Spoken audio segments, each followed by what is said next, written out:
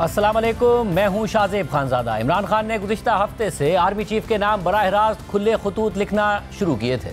गुज़िश्ता हफ्ते उन्होंने 2 खतूत जारी कर दिए थे और आज तीसरा खत भी जारी कर दिया है, मगर आज खुद army chief general Asim Munir ने साफ जवाब दे दिया है कि उन्हें किसी का कोई ख़त मौसूल नहीं हुआ, मगर अगर ख़त मिला भी तो वो उसे नहीं पढ़ेंगे। वाज़ेह रहे कि इमरान खान आर्मी चीफ को लिखे गए खतूत में पीटीआई के हवाले से इस्टेब्लिशमेंट की पॉलिसियां तब्दील करने का मुतालबा कर रहे हैं, पॉलिसियों पर तनकीद कर रहे हैं। आज आर्मी चीफ तुर्की के सदर तैयब एर्दोगान के एजाज़ में वज़ीर आज़म हाउस में ज़ोहराने में शरीक थे और इस दौरान सहाफ़ियों से गैर रस्मी बातचीत करते हुए army chief general Asim Munir ने कहा कि मुझे किसी का कोई ख़त नहीं मिला, ख़त मिला भी तो नहीं पढ़ूंगा, अगर कोई ख़त मिला तो वज़ीर आज़म को भिजवा दूंगा। मुल्क बहुत अच्छे अंदाज से आगे बढ़ रहा है, पाकिस्तान में तरक्की हो रही है, पाकिस्तान आगे बढ़ रहा है और पाकिस्तान को आगे बढ़ना है। इसके अलावा ज़ोराने में शरीक नून लीग के सीनियर रहनुमा सेनेटर इरफान सिद्दीकी ने भी आर्मी चीफ की सहाफ़ियों से गुफ्तगू की तस्दीक की और कहा कि मेरे सामने सहाफ़ियों ने इमरान खान के ख़त के बारे में आर्मी चीफ से सवाल किया तो उन्होंने जवाब दिया कि उन्हें कोई ख़त नहीं मिला और अगर कोई ख़त मिला तो भी वज़ीर आज़म को भिजवा देंगे। पीटीआई एक और ख़त जो है वो आर्मी चीफ को लिखने जा रहे हैं, तो ये खतूत के जवाब क्यों नहीं आ रहे सर? अभी मैं खाने में था, चीफ साहब भी थे वहाँ पे और आपके कुछ सीनियर जर्नलिस्ट भी वहाँ खड़े थे, तो ये सवाल चीफ साहब से भी पूछा गया कि जी आपको खतूत आए हैं? उन्होंने कहा जी मुझे कोई ख़त नहीं मिला। मेरे सामने ये चूँकि गुफ्तगू हुई तो मैं रिपीट कर रहा हूँ। और फिर सवाल हुआ जी कि अगर आपको कोई ख़त मिलेगा तो आप क्या करेंगे? उन्होंने कहा जी अगर मुझे कोई ख़त मिलेगा तो मैं वज़ीर आज़म को भेज दूँगा फर्दर एक्शन के लिए। जबकि आर्मी चीफ के जवाब पर रद्दअमल देते हुए पीटीआई के सीनियर रहनुमा सेनेटर अली ज़फ़र ने कहा है कि ओपन लेटर का ये मतलब नहीं होता कि आप ख़त का जवाब चाहते हैं। इमरान खान ने तीसरा ख़त लिख दिया है, हो सकता है कि चौथा ख़त भी लिख दें। ये ओपन लेटर्स का मतलब है कि आप निशानदही करते हैं और आप नसीहत दे देते हैं और उम्मीद रखते हैं कि उस नसीहत पे एक्शन होगा, लेकिन उसका ये मतलब नहीं है कि आप कोई ख़त की जवाब चाहते हैं या तीसरा लिख दिया उन्होंने तो हो सकता है। साथ ही तहरीक इंसाफ जेयूआई को अपोजिशन के ग्रैंड अलायंस का हिस्सा बनाने की कोशिशें कर रही है, लेकिन आज इमरान खान के आर्मी चीफ को खतूत पर जेयूआई के रहनुमा सेनेटर कामरान मुर्तज़ा ने एतराज़ उठाते हुए कहा कि एक तरफ आप कह रहे हैं कि इस्टेब्लिशमेंट के खिलाफ जिद्दोजहद कर रहे हैं और दूसरी तरफ उन्हें ख़त लिखते हैं। ये मुनासिब नहीं है, आपने ख़त लिखना है तो शहबाज शरीफ को लिखें। असूलन तो मैं आर्मी चीफ को ख़त लिखने के ख़िलाफ़ हूँ। आप एक तरफ तो ये कह रहे हैं कि इस्टेब्लिशमेंट के ख़िलाफ़ आपकी जद्दोजहद है और दूसरी तरफ उसको ख़त लिखते हैं, तो ये ख़त लिखना कम से कम मेरे नज़दीक जो है ना गैर मुनासिब है। उनका काम नहीं है, आपने ख़त लिखना है शहबाज शरीफ साहब को लिखें, इस्टेब्लिशमेंट को जो है ना वो आपका उससे मुताल्लिक़ नहीं है। इमरान खान के खतूत पर आर्मी चीफ के जवाब से वाज़ेह हो रहा है कि पीटीआई से मुताल्लिक इस्टेब्लिशमेंट की पॉलिसियों में फ़िलहाल कोई तब्दीली नहीं आई है। आज आर्मी चीफ के साथ बातचीत में सीनियर सहाफ़ी और तज़ियाकार आसमा शिराजी भी शरीक थीं, वो इस वक्त हमारे साथ प्रोग्राम में मौजूद हैं। इसके अलावा सीनियर सहाफ़ी और तज़ियाकार मुनीफ फारूक और उमर चीमा भी हमारे साथ मौजूद हैं। आप तीनों का बहुत शुक्रिया। आसमा, सबसे पहले आप बताइएगा, ज़ाहिर मौजूदा आर्मी चीफ जनरल बाजवा के मुकाबले में ना सहाफ़ियों से मिलते हैं जैसे जनरल बाजवा मिला करते थे, तवील नशिस्तें लगाया करते थे, उनका आज इस ज़ोहराने में सहाफ़ियों से बात करना, सवालों का जवाब देना, क्या माहौल था, क्या हुआ? जी बहुत बहुत शुक्रिया शाज़ेब। बिल्कुल ऐसा ही है, क्योंकि जनरल बाजवा ने जो मुख्तलिफ उनकी मुलाकातें और उनके जो लंबी नशिस्तें उनके चर्चे हैं, लेकिन unlike him general Asim Munir जो हैं वो लोगों से नहीं मिलते हैं। और आज भी जो ज़ोहराना था उसमें बहुत कम तादाद में जर्नलिस्ट थे, लेकिन जब वो वहाँ से गुज़र रहे थे तो वो सहाफ़ियों के पास से गुज़र रहे थे। तो ऐसा नहीं कि उन्होंने ये इब्तदा की हो, ये हमने इब्तदा की थी और हम उनसे चूँकि ज़ाहिर है कि सवाल जवाब करना और एक तरह से उनसे सवाल पूछना ये हर सहाफ़ी का और हमारे एक जर्नलिस्टिक वो भी होता है कि हमें क्यूरियोसिटी होती है टू नो कि क्या हो रहा है, क्या होने जा रहा है, उसके हवाले से भी। तो हमने उनको रोका और उनसे बाकायदा जो आगाज़ किया गुफ्तगू का वो यही था कि क्या हो रहा है और किस तरह से मामला चल रहे हैं। उस पर उन्होंने कहा कि बहुत अच्छे मामला हैं, आप देखें कि पाकिस्तान तरक्की कर रहा है, पाकिस्तान ऊपर की तरफ जा रहा है और पाकिस्तान को भी मज़ीद आगे बढ़ना है, बहुत चीज़ें बेहतर हो रही हैं। तो फिर उस पर मैंने उनसे ये सवाल पूछा कि आजकल आपको बहुत खतूत आ रहे हैं, तो हम चाहते हैं कि आप जानें कि आपसे कि आपका क्या जवाब है इसके ऊपर। जिस पर उन्होंने कहा कि जो खतूत आ रहे हैं, जो ख़त आ रहे हैं वो मुझे तो नहीं मिल रहे और वो ख़त जो है वो अगर मिले भी तो मैं उनको पढ़ूँगा नहीं। और साथ में उन्होंने ये भी कहा कि ये जो ख़त है ये गिमिक्स हैं, ये मीडिया ऑप्टिक्स हैं, इनका कोई मकसद नहीं होता और ये सिर्फ़ और सिर्फ लिखे जाते हैं इसका कोई तवज्जो के लिए। और फिर साथ में उन्होंने ये भी कहा कि अगर मुझे कोई ख़त लिखे गए तो मैं उसको बिल्कुल भी, मैं उन ख़तों को नहीं पढ़ता। तो उस पर जो मुजम्मिल साहब थे हमारे कुलीग, उन्होंने उनसे पूछा कि आप क्या अगर ख़त आपको मिल गया तो उन्होंने कहा कि मुझे मिल गया तो मैं पढ़ूंगा नहीं, उसको वज़ीर आज़म को पोस्ट कर दूंगा या वज़ीर आज़म को फॉरवर्ड कर दूंगा बग़ैर पढ़े।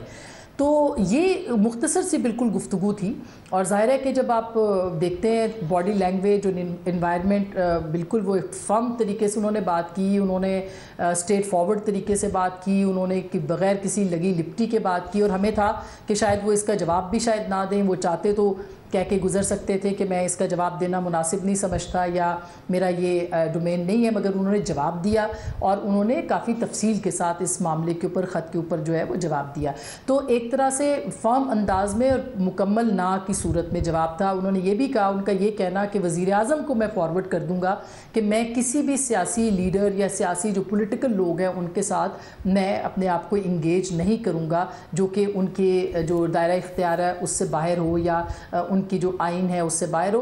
बहरहाल इसमें बहुत सारे सवालात तो हो सकते हैं, मगर जो मैं आपको बता रही हूँ जो माहौल था जिसमें उन्होंने गुफ्तगू की वो इतना ही था और उसमें इतनी ही गुफ्तगू हुई।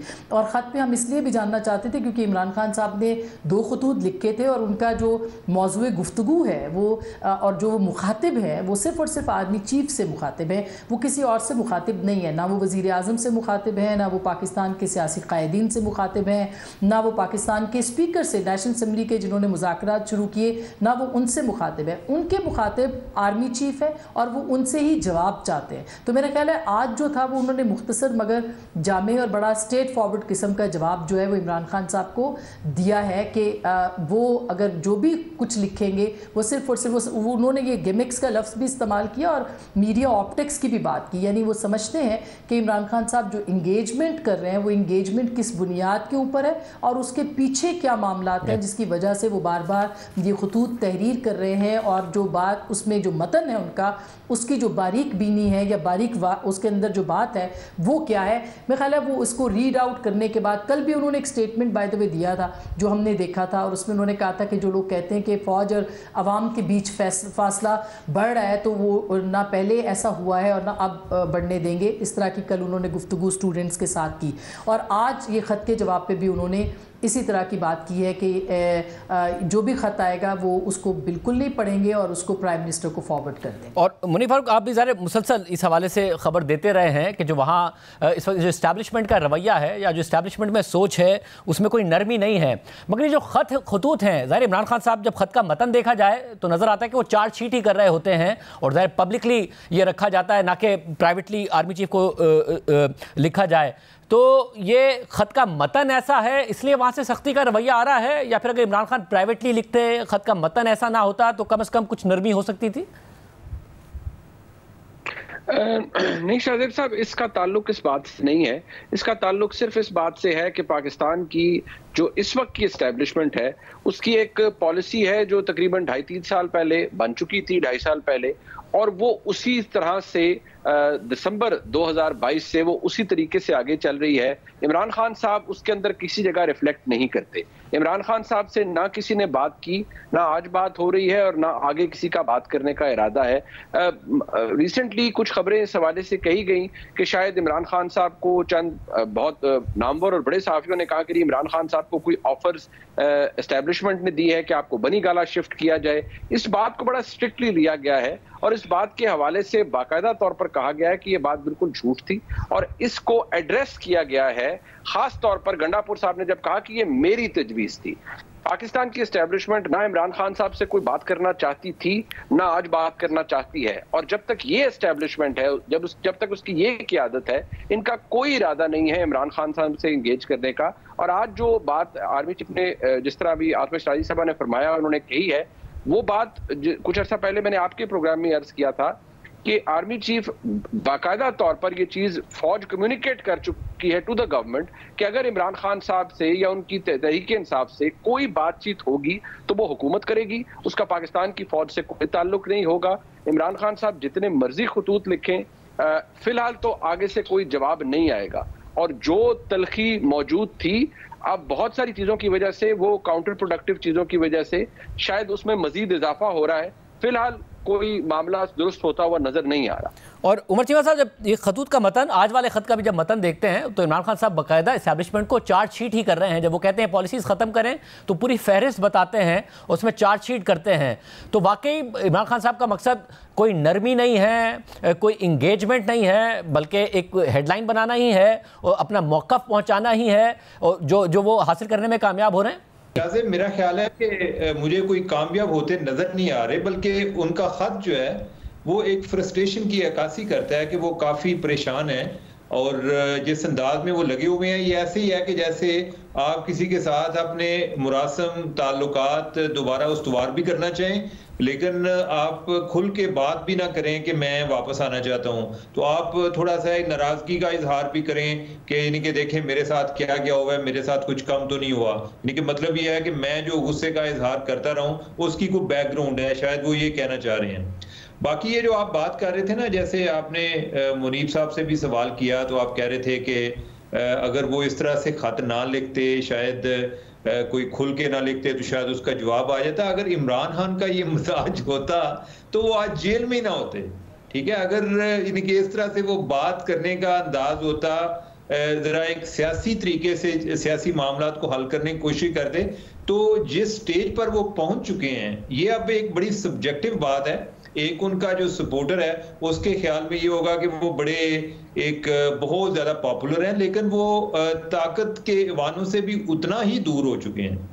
और ये जिस तरह आसमा ने बात की, अच्छा मेरे लिए तो ये हैरानगी की ये बात थी कि आर्मी चीफ ने बात कर ली, क्योंकि आर्मी चीफ जो है, जिस तरह आप पहले जिक्र कर रहे थे कि वो जर्नलिस्ट जो है उनको अपने से जरा फासले पे रखते हैं। हो सकता है कि जनरल बाजवा के तजर्बे से उन्होंने सीखा हो कि ये चीजों को फॉर ग्रांटेड लेते हैं, तो लिहाजा ज्यादा मिलने की भी जरूरत नहीं है।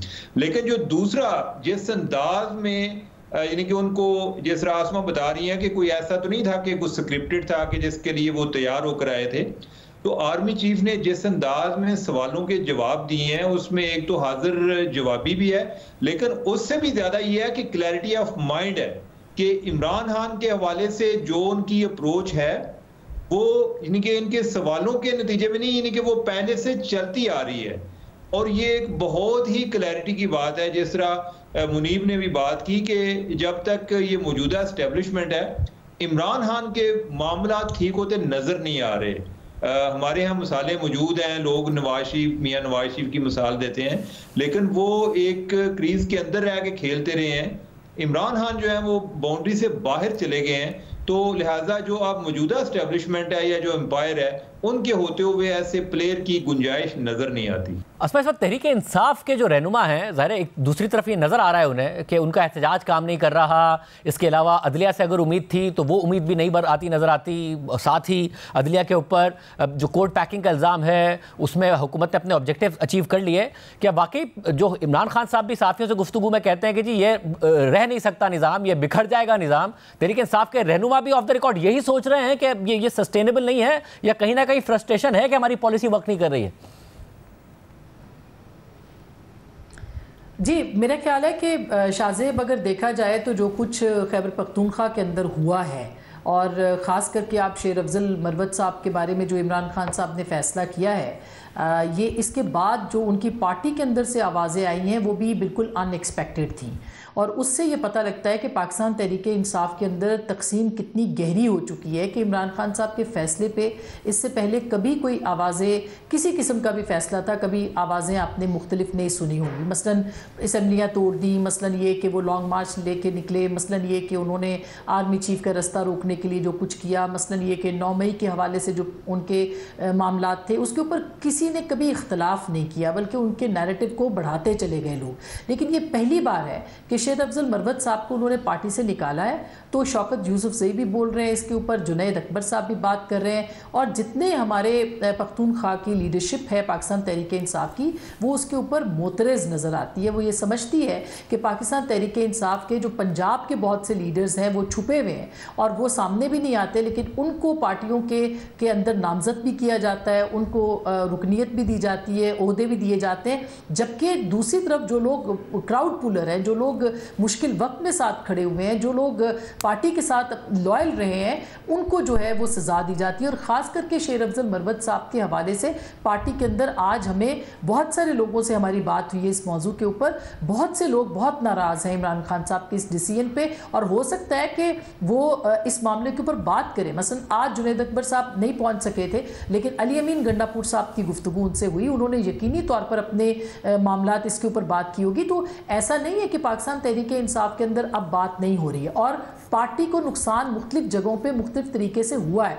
लॉन्ग मार्च देख लें, उसके बाद 26 नवंबर देख लें, उसके बाद मुख्तलिफ जो उनके खतूत हैं, जो रेमिटेंसेस के ऊपर मूव है, कि तमाम वो सियासी मूव्स हैं जिस पे पाकिस्तान तहरीक इंसाफ को नुकसान उठाना पड़ा है। और दिन डे बाय डे जो सूरत हाल पार्टी के अंदर की तंजीमी बुनियादों के ऊपर वो कोई बहुत अच्छी नहीं है। इस पर कोई शक नहीं है कि वो पॉपुलर हैं, उनकी जमात पॉपुलर है, लेकिन उनकी पॉपुलैरिटी और उनकी जमात की पॉपुलैरिटी एक तंजीम से वाबस्ता है, और वो तंजीम ऑन ग्राउंड जो है पहले से बहुत ज़्यादा कमज़ोर हुई है, और उसके एविडेंसेस भी मिल रहे हैं। और मुनीफा साहब, ज़रा इमरान खान साहब ने कुछ फैसले किया, वो जेल में हैं, उन तक जो फीडबैक आता है उस पर वो फैसले कर लेते हैं।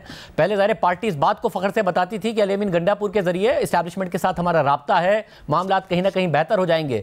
फिर वो चीज़ जो एसेट के तौर पर पेश की जाती थी, वही अली अमीन गंडापुर साहब के लिए लाइबिलिटी बन गई। पार्टी के लोग, इसके अलावा मुख्तलिफ सोशल मीडिया जो उनको सपोर्ट करता है, उन पर इल्ज़ाम लगाने लगे, इस्टेब्लिशमेंट के करीब हैं, साइडलाइन हो गए और पार्टी सदारत से भी गए। ये जो फैसले हैं, ये भी क्या पार्टी को स्टेबल नहीं होने दे रहे हैं? देखिए, मैं सिर्फ ये इसमें अर्ज करूंगा कि जो इस वक्त किया जा रहा है इमरान खान साहब की जानिब से, वो डेस्परेट मेजर्स हैं।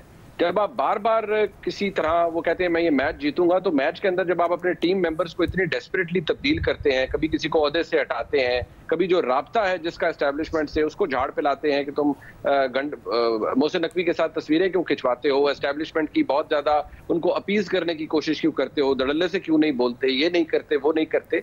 तो इसका मतलब है कि आपका ना सिर्फ आपकी स्ट्रैटेजी हार रही है, आपका बयानिया भी इस वक्त पिट रहा है। देखिए, मकबूलियत अपनी जगह, लेकिन पाकिस्तान जैसी रियासत के अंदर कबूलियत का एक बड़ा अहम किरदार है।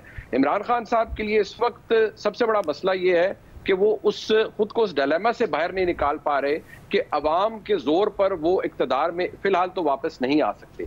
उनको एस्टेब्लिशमेंट से अपने ताल्लुकात ठीक करने पड़ेंगे, वो इस वक्त हो नहीं रहे हैं। बहुत से लोगों ने सजेस्ट कर चुके हैं कि एक तरफा सुलह कर लें तो शायद मामला दुरुस्त हो जाएं, लेकिन इमरान खान साहब को अब भी लगता है कि पाकिस्तान में इनकलाब आ जाएगा। लेकिन आज के हालात देखते हुए वो इनकलाब भी नजर नहीं आता, और ना ही एस्टेब्लिशमेंट की कोई पॉलिसी तब्दील होते हुए नजर आती है। और उमर चीमा साहब, आप बताइएगा आखिर में, क्या वाकई कुछ डेस्परेट मूव्स हैं जो पार्टी को भी मुत्तहिद नहीं होने दे रहे हैं? कभी होता है कि इमरान खान साहब कोई फैसला करें और पार्टी के रहनुमा पब्लिकली आके कह रहे हो कि नहीं, हम इससे इत्तेफाक नहीं करते, हम खान साहब से जाके बात करेंगे। शाहज़ेब, मेरा ख्याल है कि जो इमरान खान के एक तो उनके फॉलोअर्स हैं और एक जो उनके अपने कारकुन हैं, मतलब ये है कि जो एक सेकंड ईयर लीडरशिप है, उन दोनों की इमरान खान की शख्सियत के बारे में मुख्तलिफ राय है। जो लोग इमरान खान को मिलते हैं वो उनको डिफरेंट अंदाज में देखते हैं, जो उनको दूर से देखते हैं उनकी उनके बारे में राय मुख्तलिफ है। ये लोग फ्रस्ट्रेटेड बहुत ज़्यादा है, और इनकी जो इमरान खान की पॉपुलैरिटी है, इसी के वजह से वो इमरान खान के साथ भी चल रहे हैं। और ये नहीं है कि वो उनकी बातों से इत्तेफाक करते हैं। मेरा ख्याल है कि अब ये देखें ना, जो इनकी अप्रोच है कि सब लोग एक हार्ड लाइन, एक हार्ड स्टैंड लें, अगर ये वाला सिलसिला चल पड़ा तो ये जो खत लिखते रहते हैं हर टाइम, जो उनसे राब्ता करने की भी कोशिश करते हैं, तो फिर इनका राब्ते का भी कोई जरिया नहीं रहेगा। इन्हें तो अपने को बंदे रखने चाहिए कि कोई जो गुड कॉप बैड कॉप खेलते रहें, कि ये भी तासर हो जी कि दूसरी साइड पे कोई उनका कोई किसी तरीके से अप्रोच है या उधर से कोई फीडबैक आ रहा है, वो इनके पास नहीं है। लेकिन मुझे लगता है कि ओवरऑल दिन ब दिन इमरान खान जो है उनकी ग्रिप अब कमजोर होती जा रही है। यानी कि जो उनकी पार्टी के लोगों को भी अंदाजा है कि इमरान खान जेल से बाहर नहीं आ रहे, तो इससे जो उनकी तंजीमी मामलात पर एक गिरफ्त है वो भी कमजोर होती जा रही है, जो कि ओवरऑल पार्टी के लिए एक नुकसानदेह साबित हो सकती है। अगर हम ओवरऑल देखें तो जितना एक इनका जोर था या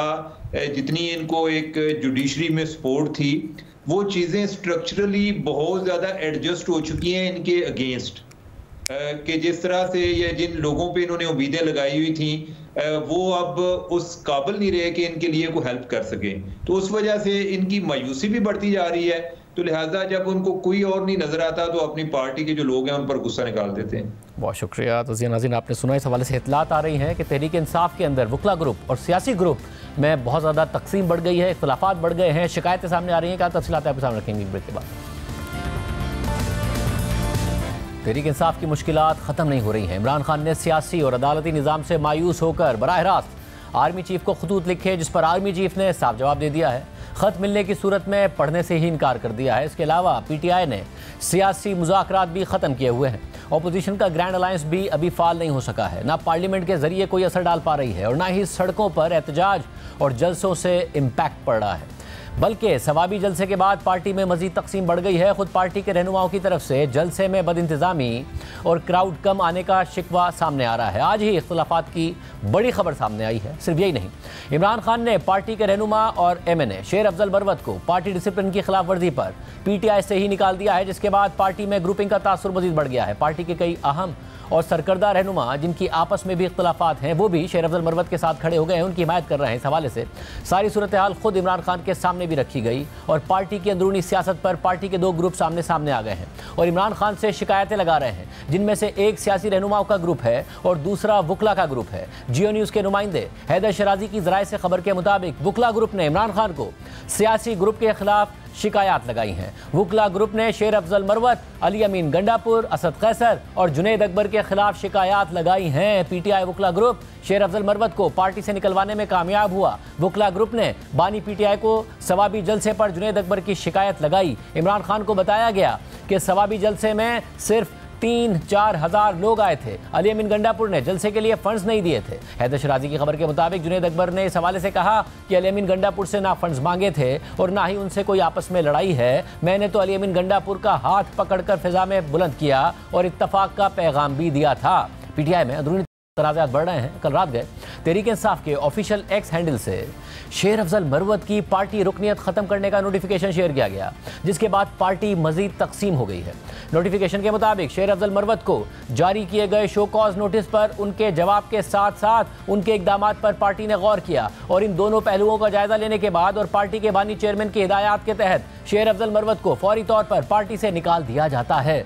इस पर रद्द-ए-अमल देते हुए शेर अफजल मरवत ने X पर अपनी पोस्ट में लिखा कि मेरे साथ PTI के उन अफराद ने नाइंसाफ़ी की है जो मुझे शुरू से नापसंद करते थे। मेरा ऐसे लोगों से झगड़ा करने का कोई इरादा नहीं है, लेकिन मैं ऐसे अजियत देने वालों के सामने कभी नहीं झुकूंगा। पार्टी में रहूं या ना रहूं, सच्चाई और इज्जत नफ्स पर कभी समझौता नहीं करूंगा। मेरी इक़दार मुझे कभी भी नाइंसाफ़ी के खिलाफ रहम मांगने की इजाज़त नहीं देंगी और अगर यह फैसला एकतरफा तौर पर वापस ना लिया गया तो मैं कभी भी इसकी दरख्वास्त नहीं करूंगा। शेर अफजल मरवत ने मज़ीद लिखा कि PTI के वो पार्लियामेंटेरियंस जिन्होंने 26वीं तरमीम के दौरान अपने होशो हवास बेच दिए, वो आज भी PTI में हैं, जबकि मुझे बिला वजह निकाल दिया गया है। यह आमरीत है, ना कि मुनसिफाना या जमहूरी अंदाज। इसके अलावा शेर अफजल मरवत ने जियो न्यूज़ के नुमाइंदे अबू बकर सिद्दीक से बात करते हुए कहा कि मुझे पार्टी से निकालने का फैसला इमरान खान का अपना फैसला नहीं है, मुझे मुफाद परस्त टोले ने पार्टी से हटाया है। इस टोले ने गुज़िश्ता 1 साल से इमरान खान को महसूर किया हुआ है। अपने मामले पर अब इमरान खान से मुलाकात की ख्वाहिश नहीं है। बार बार पार्टी से निकाल कर मेरी बेतौकीरी की जा रही है। मजीद बेतौकीरी बर्दाश्त नहीं कर सकता। मुझे पार्टी से निकालना मुकम्मल नाइंसाफ़ी पर मबनी है। मेरा मौक़िफ़ सुने बगैर मुझे पार्टी से निकालना अफसोसनाक है।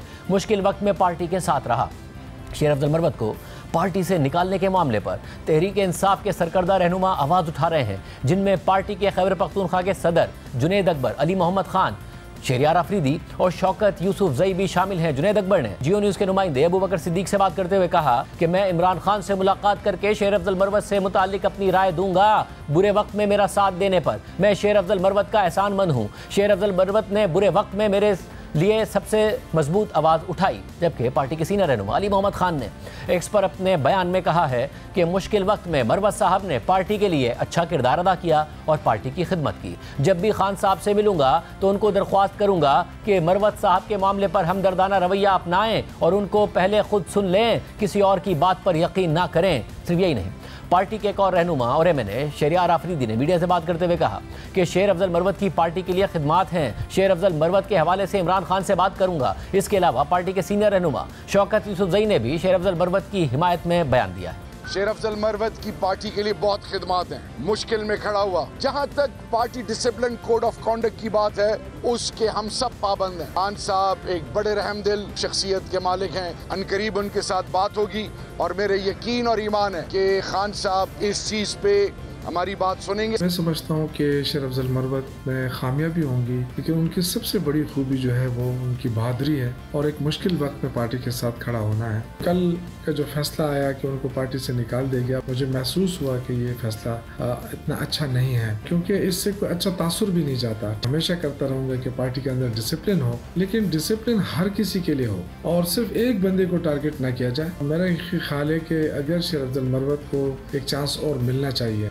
साथ ही आज वज़ीर आला खैबर पख्तूनख्वा अली अमीन गंडापुर की अडियाला जेल में इमरान खान से मुलाकात हुई और ज़राए के मुताबिक अली अमीन गंडापुर ने भी इमरान खान से शेर अफजल मरवत के मामले पर बात की है, जिससे वाज़ेह हो रहा है कि पार्टी में कई दीगर मामलात की तरह शेर अफजल मरवत के मुखालफिन और हिमायतियों के दो ग्रुप्स हैं। अहम बात यह है कि शेर अफजल मरवत के हवाले से पार्टी में मुसलसल तनाज़ात खड़े होते रहे हैं। पार्टी में मुख्तलिफ रहनुमाओं के साथ उनके अख्तिलाफ़ात हैं और उनका हालिया तनाज़ा पार्टी के सेक्रेटरी जनरल सलमान अकबर राजा के साथ सामने आया था। 26 नवंबर के नाकाम धरने के बाद शेर अफजल मरवत मुख्तलिफ इंटरव्यूज़ में उस दौरान जारी बैकडोर मुज़ाकरात और ऑफर्स के बारे में अहम दावे कर रहे थे। हुकूमत के साथ PTI के मुज़ाकरात पर बयानात दे रहे थे, जिस पर सलमान अकबर राजा ने जवाब दिया था कि शेर अफजल मरवत रोज़ ऐसा कोई बयान दे देते हैं जिसका पार्टी और पार्टी के बयानिए से ताल्लुक़ नहीं होता। TV चैनल्स उन्हें बुला लेते हैं तो वो कुछ ना कुछ कह देते हैं।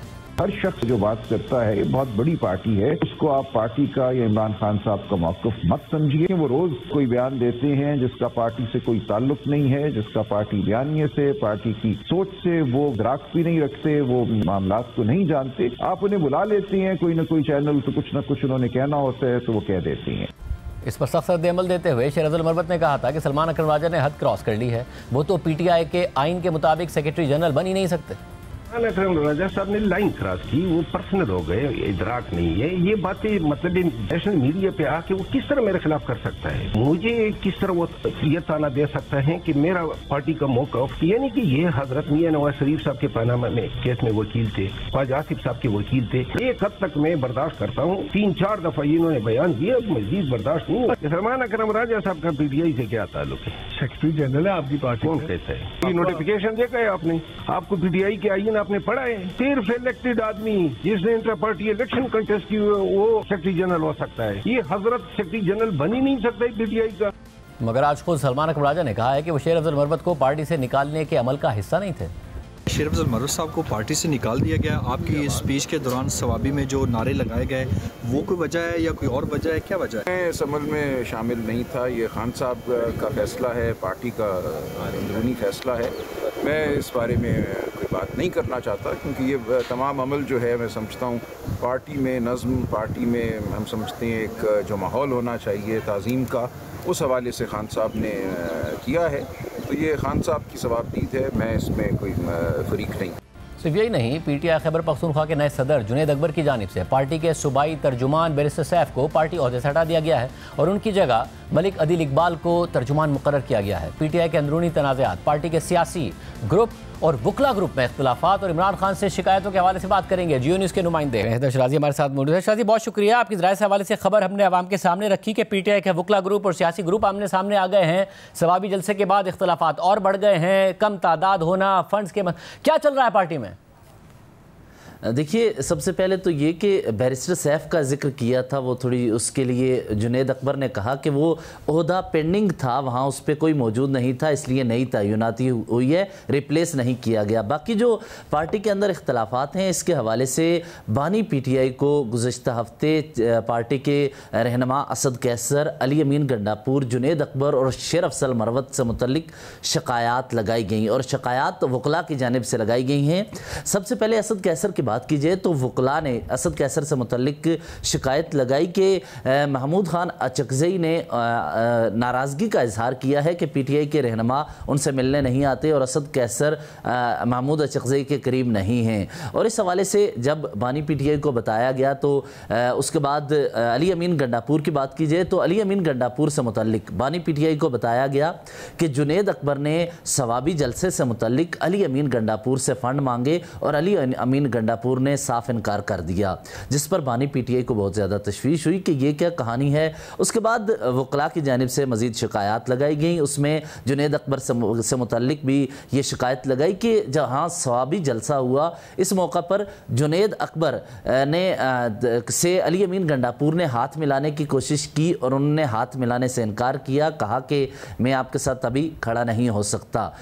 तीसरी तरफ शेर अफजल मरवत की बात कीजिए तो उनसे मुतल्लिक 3 शिकायत लगाई गई, जिसके बाद ये सारे फैसले हुए और बानी पीटीआई ने अली अमीन गंडापुर और जुनैद माजरत के साथ अली अमीन गंडापुर और जुनैद अकबर से को मुलाकात के लिए अडयाला बुलाया था। इस सिलसिले में शेर अफजल मरवत के मुतल्लिक कहा गया कि वो अली अमीन गंडापुर के साथ नशिस्त पर बैठ गए। अली अमीन गंडापुर से कबल उन्होंने माइक ले लिया और सलमान अकरम राजा की तकरीर के दौरान उन्होंने खलल डाला। ये तमाम शिकायत थी, जिसके बाद बानी पीटीआई ने सख्त फैसले लेने के हवाले से पार्टी के चंद सीनियर रहनुमाओं से मुशावरत की, लेकिन इस दौरान उमर अयूब और शिबली फराज जो मौजूद थे, अडयाला मुलाकात के लिए गए थे, उन्होंने कहा कि ये सारे फैसले लेने से कबल आप अली अमीन गंडापुर और दीगर साथियों को खुद बुलाएं और उनसे बात कर लें। और आज अली अमीन गंडापुर आज गए थे, उन्होंने बानी पीटीआई से मुलाकात की और इस मुलाकात के हवाले से वन लाइन में अली अमीन गंडापुर जो अपनी तरफ से बता रहे हैं कि ये एक खुशाइंद मुलाकात रही और तमाम चीज़ें ओके हैं और मुस्बत अंदाज से आगे बढ़ेंगी। तो लिहाजा ये बातें तो हैं, लेकिन इस दौरान पार्टी के रहनुमाओं को ये तशवीश है कि वकला ऐसी बातें जाकर बानी पीटीआई को बताते हैं जिनका हकीकत से कोई ताल्लुक नहीं होता। और इस हवाले से पार्टी के रहनुमा आने वाले दिनों में सियासी क़यादत ये फैसला कर रही है कि बानी पीटीआई को ये बताया जा सके कि सियासी फैसलों से मुतल्लिक सियासी शख्सियात को बुलाकर ही उनसे इनपुट लीजिए, ना कि दीगर रहनुमाओं से। और इस हवाले से अलीमा खान के सामने भी पार्टी के चंद वकला ने असद कैसर की शिकायत लगाई और बताया कि असद कैसर अपोजिशन इत्तेहाद से राब्ते में नहीं। हालांकि हकीकत इसके बरक्स है कि असद कैसर पीटीआई के वाहिद वो रहनुमा हैं जो मौलाना फजलुर रहमान या महमूद खान अचकज़ई से राब्ते में हैं और गुज़श्ता हफ्ते उनकी मेरा ख्याल है 3 मुलाकातें भी हुई हैं। तो ये इन शिकायत के बाद अब फैसला ये किया गया है कि वकला के अंदर भी पार्टी के रहनुमा ये फैसला करें कि वो वकला ही बानी पीटीआई से मुलाकात करेंगे या सियासत से मुतल्लिक मुशावरत करेंगे जो जिनके हवाले से पार्टी की सीनियर क़यादत नाम देगी। बहुत शुक्रिया शराज, तफसीलात बता रहे थे। प्राइम ब्रेक शामिल करते हैं। आज हम डेवलपमेंट्स हुई हैं उनकी तफसीलात आप शामिल रखेंगे एक ब्रेक के बाद।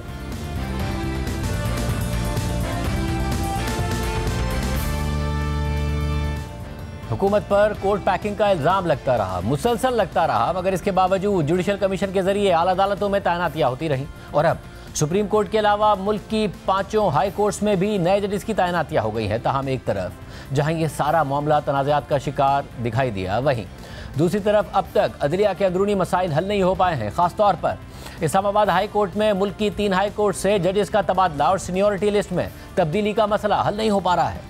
खुद चीफ जस्टिस याया अफरीदी ने कहा है कि वो जजेस के ट्रांसफ़र के हक में तो हैं, लेकिन सीनियरिटी तब्दील करने के बारे में उनकी ज़ाती राय भी मज़बूत नहीं है। अब सूरत हाल ये है कि बलूचिस्तान हाई कोर्ट के चीफ जस्टिस हाशिम काकड़, सिंध हाई कोर्ट के चीफ जस्टिस शफी सिद्दीकी और जज justice Salahuddin power, Peshawar high court के चीफ जस्टिस इश्तियाक इब्राहिम और जज जस्टिस शकील अहमद के अलावा इस्लामाबाद हाई कोर्ट के चीफ जस्टिस आमिर फारूक को भी सुप्रीम कोर्ट का जज बनाने का नोटिफिकेशन जारी हो गया है। जबकि इस्लामाबाद हाई कोर्ट की सीनियरिटी में तीसरे नंबर पर मौजूद जज जस्टिस मियां गुल हसन औरंगजेब को सुप्रीम कोर्ट का कायम मकाम जज मुकर्रर करने का नोटिफिकेशन भी जारी हो गया है। कल इन तमाम जजेस की हलफबर्दारी मुतवक्के है। जबकि सिंध हाई कोर्ट में सीनियर प्यूनी जज जस्टिस जुनैद गफ्फार और बलूचिस्तान हाई कोर्ट में भी सीनियर प्यूनी जज जस्टिस एजाज सवाती को कायम मकाम चीफ जस्टिस मुकर्रर कर दिया गया है। ताहम पेशावर हाई कोर्ट में सीनियर प्यूनी जज जस्टिस एजाज अनवर को नज़रअंदाज करते हुए सीनियरिटी में उनसे नीचे मौजूद जज जस्टिस अतीक शाह को कायम मकाम चीफ जस्टिस बनाया गया है, जिस पर सीनियर सहाफ़ी असनाद मलिक ने एक्स पर लिखा है कि जस्टिस अतीक शाह को पेशावर हाई कोर्ट का कायम मकाम चीफ जस्टिस मुकर्रर कर दिया गया है। चीफ जस्टिस याया अफरीदी की ख्वाहिश के बावजूद ना तो पेशावर हाई कोर्ट के सीनियर जज जस्टिस एजाज अनवर को सुप्रीम कोर्ट में तरक्की दी गई और ना ही अब वो कायम मकाम चीफ जस्टिस के तौर पर तैनात हुए हैं। दूसरी तरफ इस्लामाबाद हाई कोर्ट में लाहौर हाई कोर्ट से ट्रांसफ़र होकर आने वाले जस्टिस सरफराज डोगर को कायम मकाम चीफ जस्टिस मुकर्रर कर दिया गया है, जिनकी सीनियरिटी का मामला मुसलसल तनाज़े का शिकार है। जस्टिस सरदार मोहम्मद सरफराज डोगर लाहौर हाई कोर्ट के 15वें सीनियर जज थे, जिनका लाहौर हाई कोर्ट में तकर्रुर 8 जून 2015 को किया गया था। तबादले के बाद जस्टिस मोहसिन अख्तर कियानी की जगह जस्टिस सरफराज डोगर को सीनियर प्यूनी जज तैनात करते हुए बेंच नंबर 2 का सरबराह मुकर्रर कर दिया गया। पहले इस्लामाबाद हाई कोर्ट के 5 जजेस ने चीफ जस्टिस आमिर फारूक को खत लिखकर इस तबादले से पहले इस पर तहफ़्फ़ुज़ात का इज़हार किया था और फिर तबादला हो जाने के बाद भी चीफ जस्टिस आमिर फारूक को नई सीनियरिटी लिस्ट के खिलाफ रिप्रेजेंटेशन भेजी थी। ताहम चीफ जस्टिस आमिर फारूक ने यह रिप्रेजेंटेशन मुस्तरद कर दी थी और अपने फैसले में कहा था कि जजेस का तबादला आईनी तौर पर दुरुस्त है और इसका मतलब यह नहीं है कि नई अदालत में जज की सीनियरिटी तब्दील की जाए। आइन के तहत किसी जज को एक हाई कोर्ट से दूसरे हाई कोर्ट में मुंतकली पर नया हल्फ लेने की ज़रूरत भी नहीं है, ये chief justice Islamabad high court ने कहा।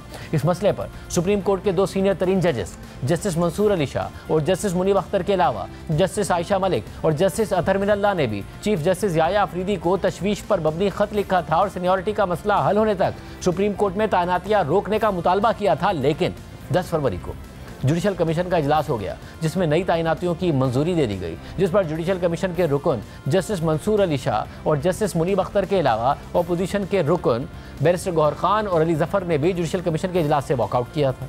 ताहम चीफ जस्टिस याया अफरीदी ने इजलास के दौरान भी इस्लामाबाद हाई कोर्ट की नई सीनियरिटी लिस्ट से अदम इत्तेफाक किया और बाद में सहाफ़ियों के साथ गैर रस्मी गुफ्तगू में भी यही मौक़िफ़ दोहराया था। इसके बाद नुमाइंदा जियो न्यूज़ उवैस यूसुफजई की ज़राए से गुज़िश्ता रोज़ यह खबर आई थी कि इस्लामाबाद हाई कोर्ट के जजेस ने रिप्रेजेंटेशन मुस्तरद होने के ऑर्डर को चैलेंज करने का फैसला कर लिया है और रिप्रेजेंटेशन के खिलाफ सुप्रीम कोर्ट में दरख्वास्त आइंदा चंद रोज़ में दायर होने का इम्कान है, जिसमें इस्लामाबाद हाई कोर्ट की पुरानी सीनियरिटी बहाल करने और chief justice Islamabad high court का रिप्रेजेंटेशन मुस्तरद करने का फैसला कलअदम करार देने की इस्तदा की जाएगी।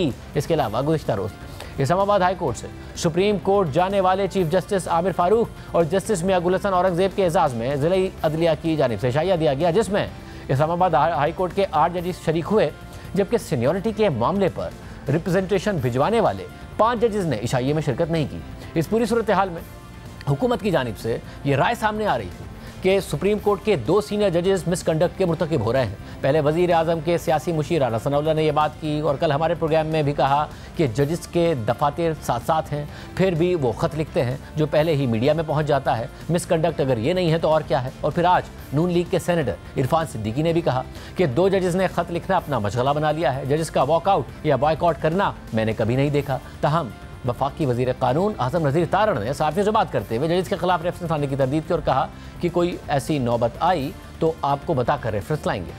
राना सनाउल्लाह साहब ने 2 जजेस के खिलाफ रेफरेंस लाने की बात की है, तो कब तक रेफरेंस ला रहे हैं सर? और राना साहब ने सिर्फ कहा था कि उनकी नज़र में शायद ये मिसकंडक्ट है, उन्होंने बिल्कुल नहीं कहा कि वो रेफरेंस ला रहे हैं, ना ये हुकूमत ने कहा है। कोई ऐसी नौबत आई आपको बता के लाएंगे। आज के प्रोग्राम में इतना ही। अल्लाह हाफ़िज़।